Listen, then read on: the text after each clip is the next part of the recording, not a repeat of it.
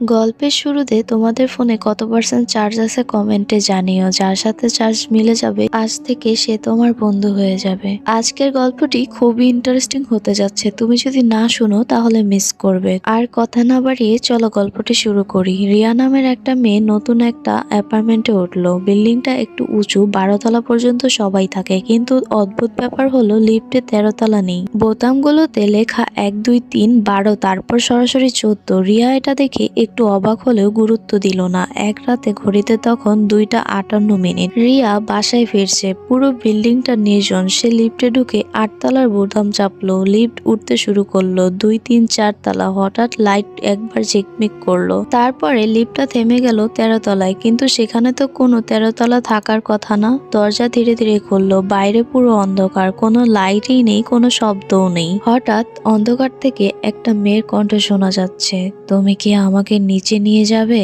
রিয়ার শরীর ঠান্ডা হয়ে গেল। সে বোতাম চাপতে লাগলো, দরজাটা বন্ধ করতে চাইলো, কিন্তু লিফট নড়ছিলই না। ধীরে ধীরে একটা মেয়ে ভেতরে ঢুকলো। তার চুল মুখ দিয়ে ঢেকে রেখেছে, পা দেখা যাচ্ছে না, মনে হচ্ছে সে ভেসে আছে। সে এসে দাঁড়ালো রিয়ার পাশে। তারপর খুব আস্তে করে বলল, তুমি কি জানো এই তলায় কেউ আসে না কেন? রিয়া ভয় পেয়ে চোখ বন্ধ করে ফেললো। হঠাৎ লিফট আবার চলতে শুরু করলো। দরজা খুললো 8 তলায়। রিয়ার চোখ খুলে দেখে সে একা, মেয়েটা নেই। সে দ্রুত বাসায় গিয়ে দরজা বন্ধ করে দিল, কিন্তু আয়নায় তাকিয়ে সে জমে গেল। তার পেছনে দাঁড়িয়ে আছে সেই মেয়েটা আর ফিসফিস করে বলছে, আমি তো তোমার সাথেই নেমে এসেছি। পরের দিন রিয়ার কোনো খোঁজই পাওয়া যায়নি, শুধু লিফটের ভেতরে একটাই নতুন বোতাম দেখা গেল। তারপর থেকে রাত 3টার পর লিফটে উঠলে মাঝে মাঝে 13 তলায় থেমে যায়, আর কেউ একজন জিজ্ঞাসা করে, নিচে নামবে?